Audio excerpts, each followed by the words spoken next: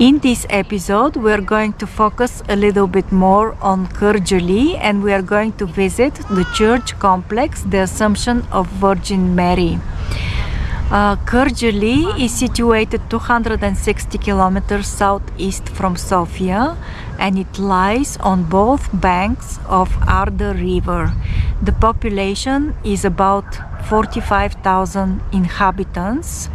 Muslims constitute 70% of the population, and this figure includes ethnic Turks and Bulgarian Turks, also called Pomaks. In the second episode of my series Rhodope Treasures, we are going to explore Kardzhali, the main city in the eastern Rhodope Mountains. Our focal point will be a very special spiritual center dedicated to Virgin Mary. The church complex, the Assumption of Virgin Mary, holds a very precious relic, a piece of the true cross upon which Jesus was crucified. It was discovered in 2002 during some excavations at Perpericon, and archaeologists believe that it belongs to the true cross, which actually makes it a sacred treasure. The history of this place is fascinating and mysterious. It takes strong faith to believe in and understand this miracle given by the Virgin Mary. In 1938, following a series of miraculous events, the church complex dedicated to the Virgin Mary was blessed. According to locals, Virgin Mary appeared in a dream to a woman, instructing her to build a temple in her honor at the very spot.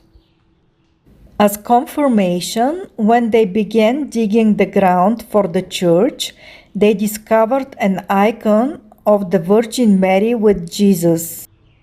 The second confirmation of this prophecy came when, during the excavation, water began to gush from the ground. The people were deeply moved by the prophecy and the miracle, prompting them to gather donations for the construction of the church. Remarkably, the entire temple was built through these generous contributions. Equally significant, both Christians and Muslims collaborated in constructing the temple, demonstrating that God unites people across religious boundaries.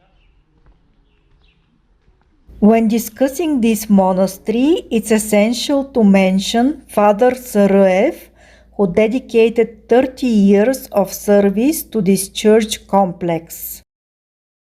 Regrettably, he passed away 6 months ago, but the positive impact he had on his community and his legacy will live forever. Father Saraev was a remarkable man. He was born into a Muslim family, but he embraced Christianity and he devoted his life to service. In the past 10 years, he was involved in a lot of social activities. He also maintained a kitchen for the poor. And also when the war in Ukraine started, he welcomed 50 refugees, mainly women and children, and he took care of them, and he personally baptized a couple of the children.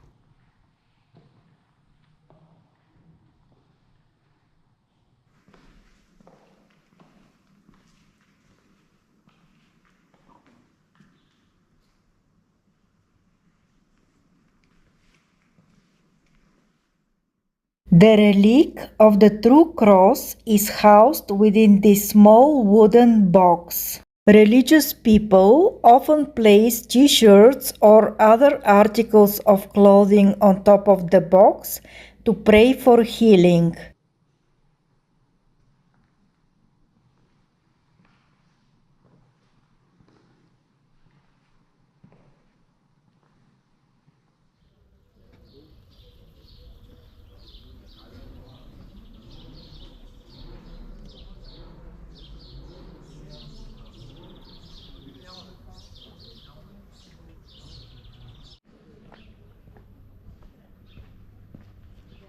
София бяхте, нали? Да. Всичко хубаво, здрави. Здрави си носете до дълбоки старини.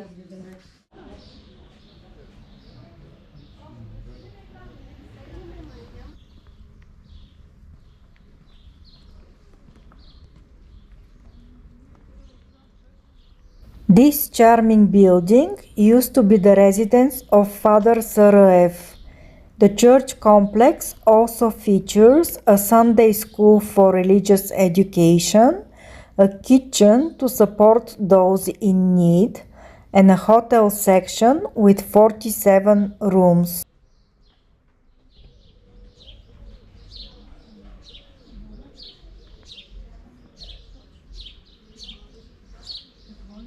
Over here is the hotel part. You can spend the night if you like. These are pictures of Virgin Mary. That's why the church is called the Assumption of Virgin Mary.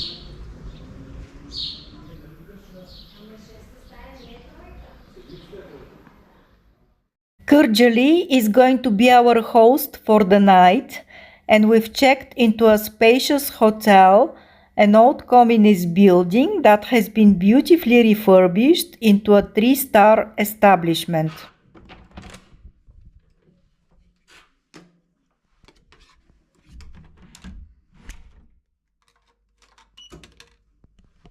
So this is the hotel. Not bad at all.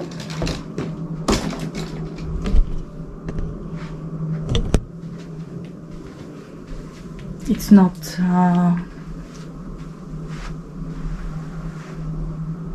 it's very hot inside the hotel, actually.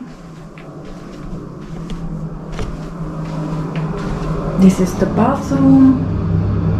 It's pretty decent. They even give sleepers. Yeah. I love it. I'm going to sleep like a baby tonight. So now I plan to refresh.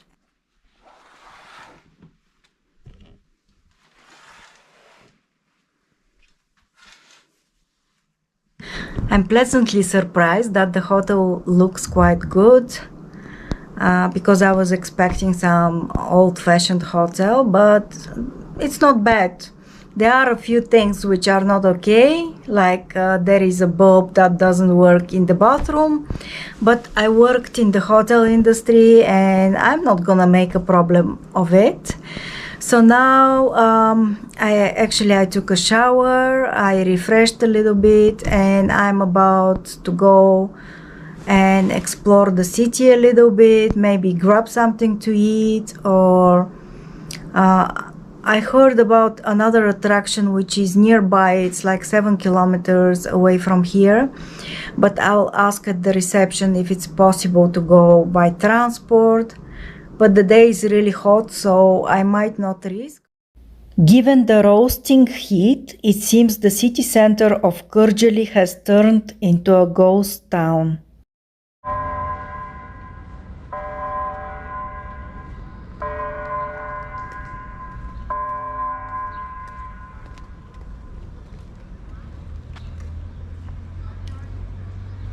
With its rich history and cultural diversity, Kardzhali surprised me in unexpected ways. What really caught my attention is that all the signs and beyond were written in both Bulgarian and Turkish, and everywhere I turned there were conversations flowing in Turkish. I asked a couple of locals for directions and they answered to me in fluent Bulgarian, but then they turned around and they carried on speaking to each other in Turkish, which obviously makes it the language of their preference. I appreciate the rich cultural diversity of Kardzhali. It evokes the feeling of being in Turkey without actually being there. I found a Turkish restaurant serving lahmacun. Those who have traveled to Turkey will instantly recognize the Turkish version of pizza. It features an incredibly thin crust topped with seasoned ground beef, vegetables, and a tomato mixture. This monument commemorates the Bulgarian soldiers who sacrificed their lives during the First Balkan War. In October 1912, the Bulgarian Haskovo detachment achieved victory over the Ottoman Kardzhali detachment, permanently linking Kardzhali and the eastern Rhodope to Bulgaria. The Kardzhali region boasts an abundance of attractions. Within a 30-kilometer radius, you will find Tatul, another megalithic site, as well as fascinating stone formations like the stone mushrooms.